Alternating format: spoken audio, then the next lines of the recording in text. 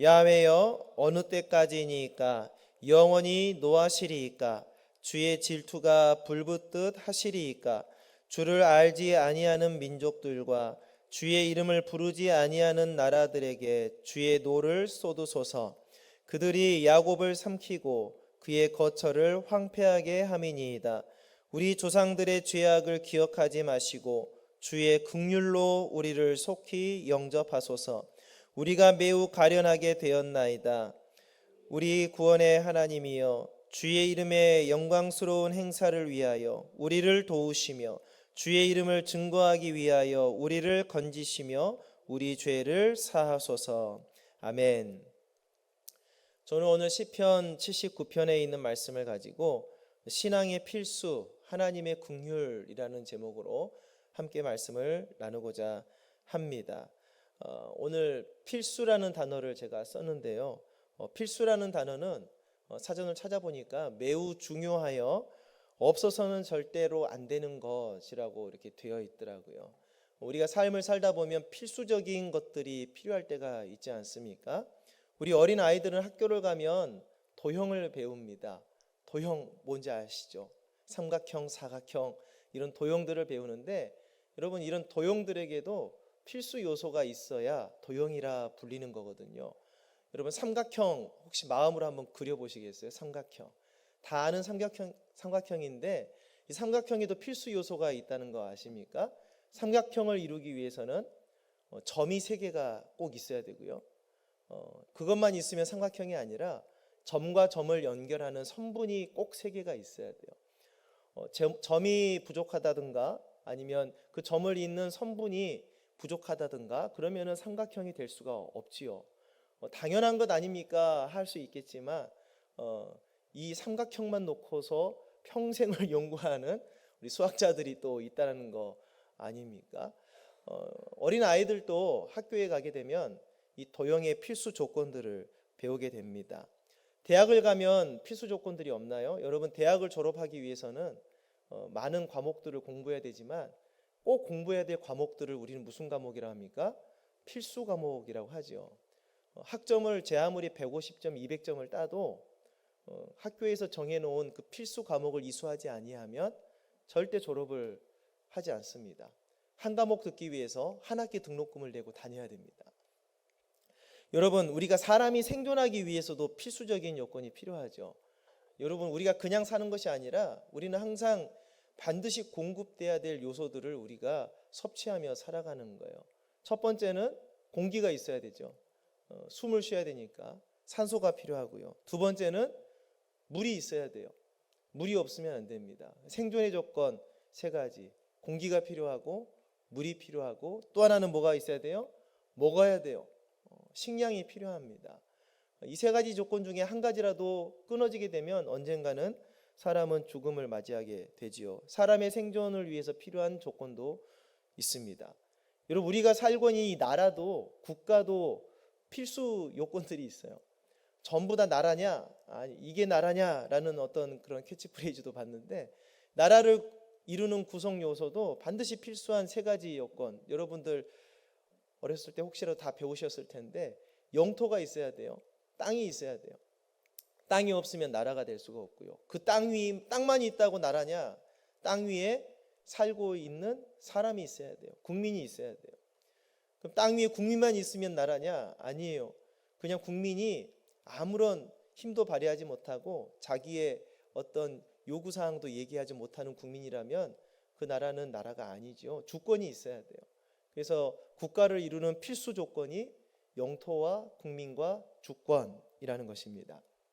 이토록 우리가 살고 있는 이 세상 속에서는 필수 요건들을 우리가 보기도 하고 무의식 중에 깨닫기도 하고 그렇게 살아갑니다. 그런데 더 중요한 것은요, 우리 신앙생활에서도 필수 요건이 있어요.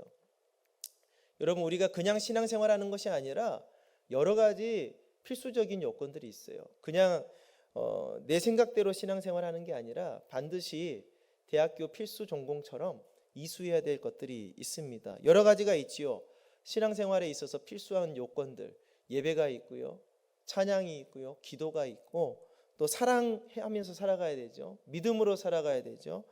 또 우리가 서로 불쌍히 여기며 살아가야 되는 하나님의 백성들로 살아가야 되는데, 이 모든 것들이 다 필요하지만 이 모든 필수 요건들의 근간이 되는 게 무엇이냐라고 제가 생각을 해봤을 때 그것이 바로 하나님의 긍휼하심이 아닌가라는 생각을 해봅니다. 한번 따라 하실까요? 하나님의 긍휼하심.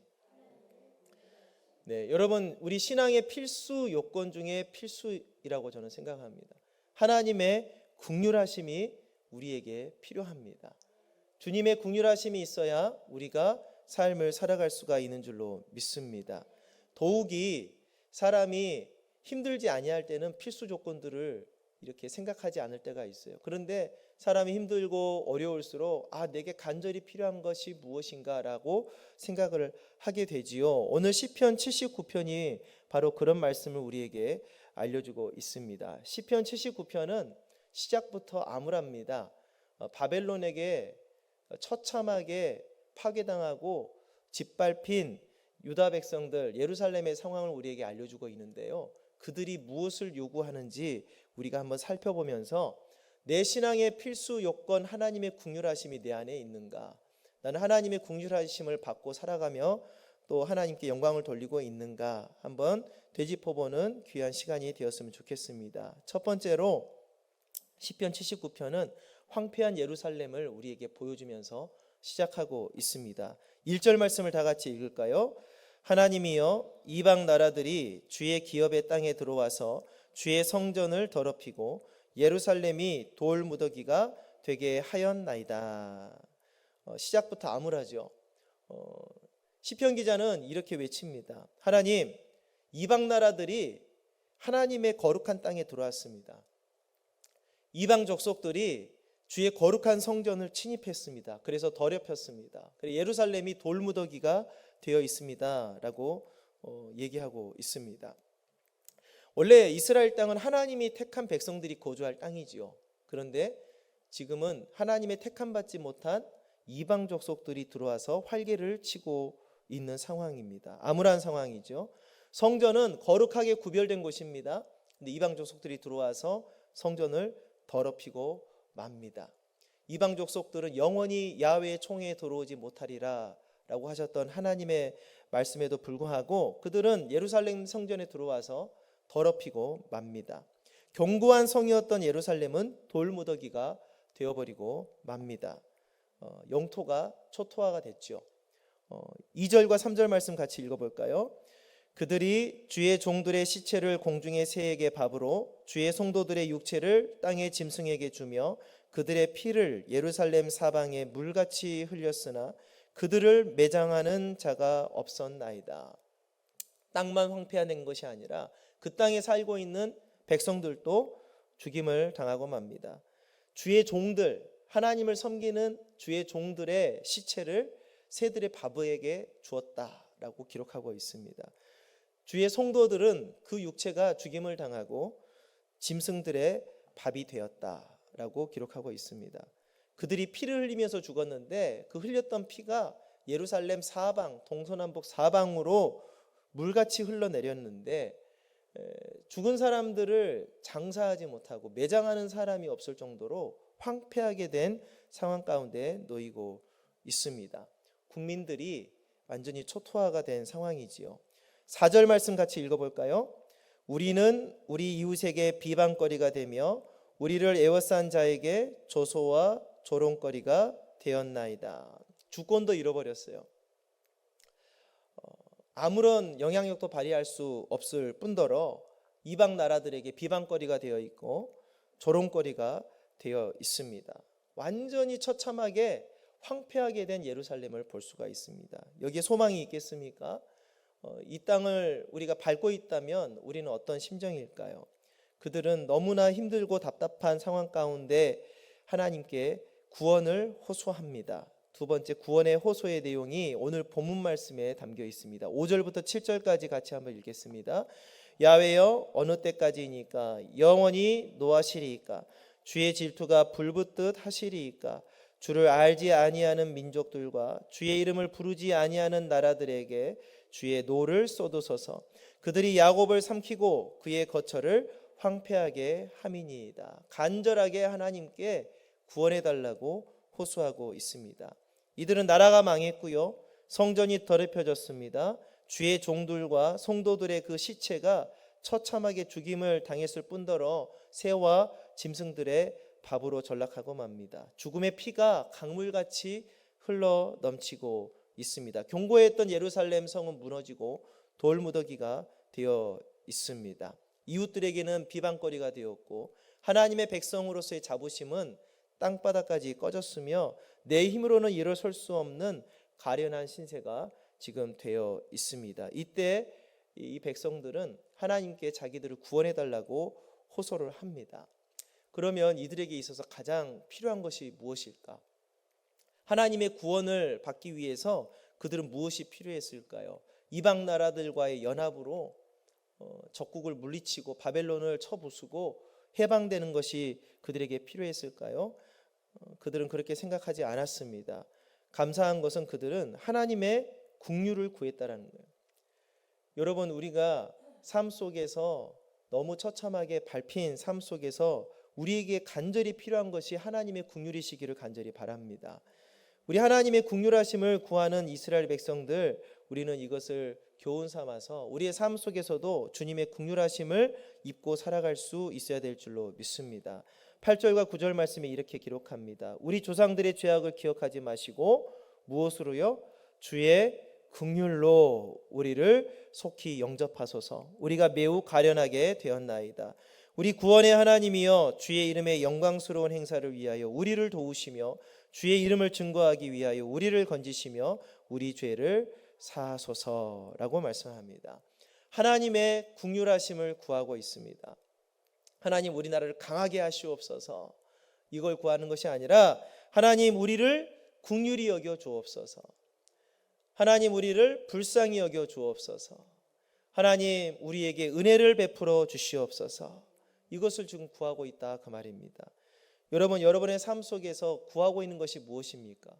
여러분의 삶을 살아갈 때 필수한 요건이 어떤 것입니까? 우리 이스라엘 백성들과 같이 하나님의 긍휼을 구하는 자가 될 수 있기를 주의 이름으로 축복합니다. 우리 하나님은 긍휼이 많으신 분이십니다. 하나님은 우리에게 긍휼 베풀어 주시기를 원하시는 분이신 줄로 믿습니다. 시편 103편 13절 말씀에 아버지가 자식을 긍휼히 여김같이 야훼께서는 자기를 경외하는 자를 긍휼히 여기신다라고 말씀하고 계세요.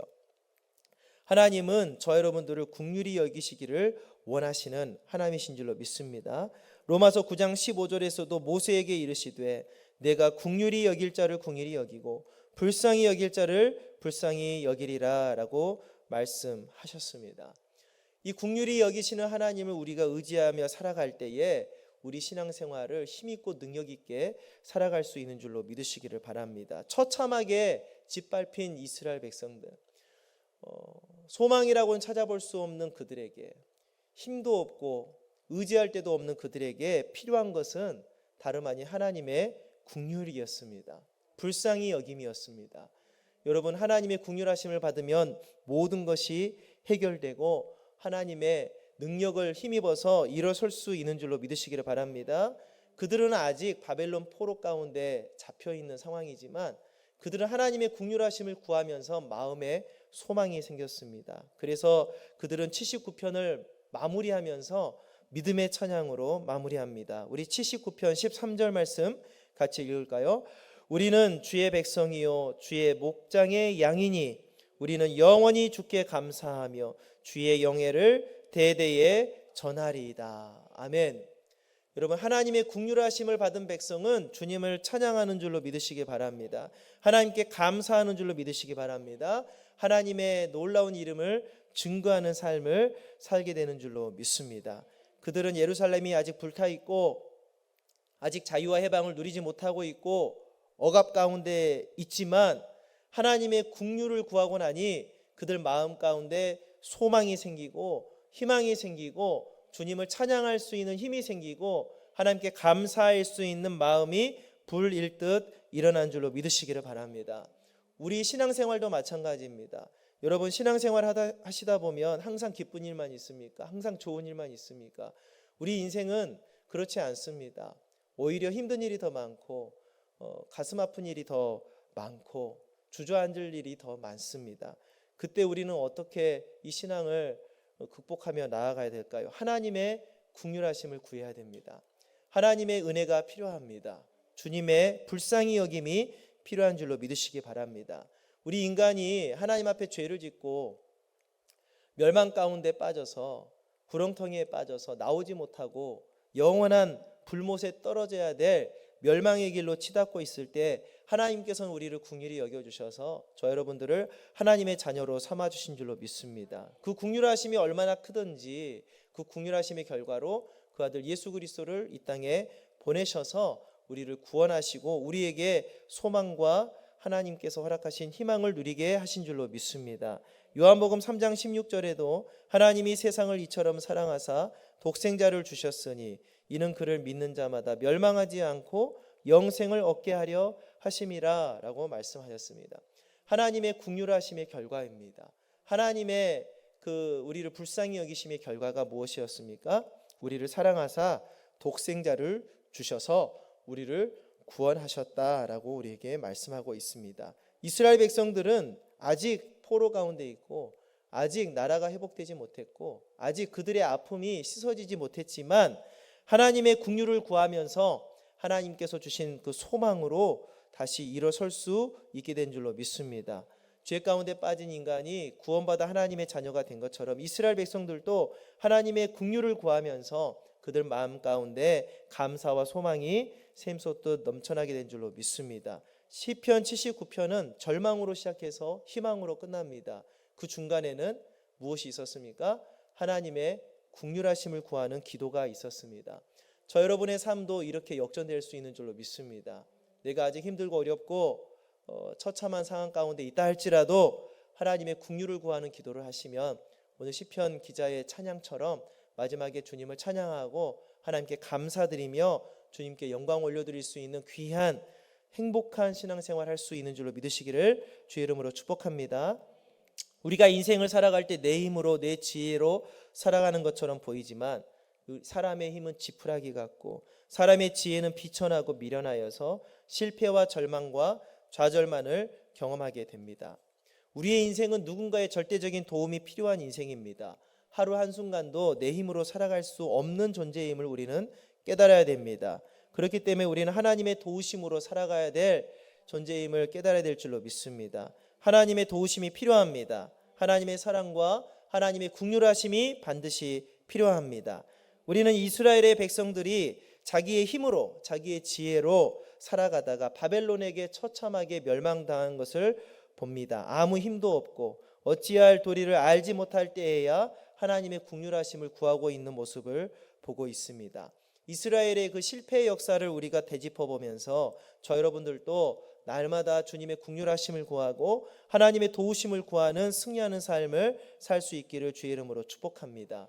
우리 삶에는 이 기도가 필요합니다. 하나님, 나를 긍휼히 여겨 주시옵소서. 그러면 오늘 시편 기자와 같이 찬양하는 삶, 감사하는 삶을 살 수 있게 된 줄로 믿습니다. 한번 따라 하실까요? 하나님, 나를 긍휼히 여겨 주옵소서. 긍휼히 여겨 주옵소서. 이 긍휼하심으로 승리하는 삶 살아갈 수 있기를 주의 이름으로 축복합니다. 하나님의 긍휼이 없으면 우리는 한순간도 살아갈 수 없음을 기억하시고 힘들고 어려운 인생을 산다 할지라도 신앙의 발걸음 속에서 날마다 때마다 시마다 하나님 나를 긍휼히 여겨 주옵소서. 하나님의 긍휼을 구하며 살아갈 때 하나님께서 우리의 삶을 승리하는 삶으로 만들어 주실 줄로 믿습니다.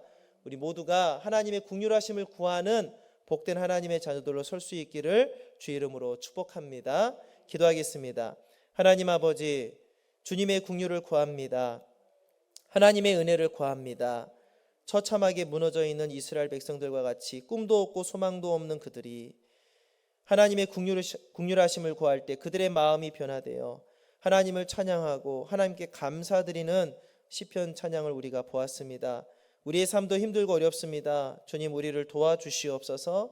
긍휼히 여겨 주옵소서. 불쌍히 여겨 주옵소서. 하나님의 도우심으로 꿈과 소망이 내 마음 가운데 솟아나게 도와주시고 우리 주 예수 그리스도를 믿음으로 따라갈 수 있는 은혜를 허락하여 주옵시고 성령으로 충만하게 하셔서 힘과 능력, 지혜 얻어 오늘 하루도 승리하는 삶 살아가게 하여 주옵소서. 비록 힘들고 어렵지만 내 입술에서 찬양이 나오게 도와주시고 감사가 나오게 도와주시고 주님께 영광 올려드리는 복된 삶을 살아가게 하여 주옵소서. 하나님, 우리를 긍휼히 여겨 주시옵소서. 감사드리며 예수님의 이름으로 기도드립니다. 아멘.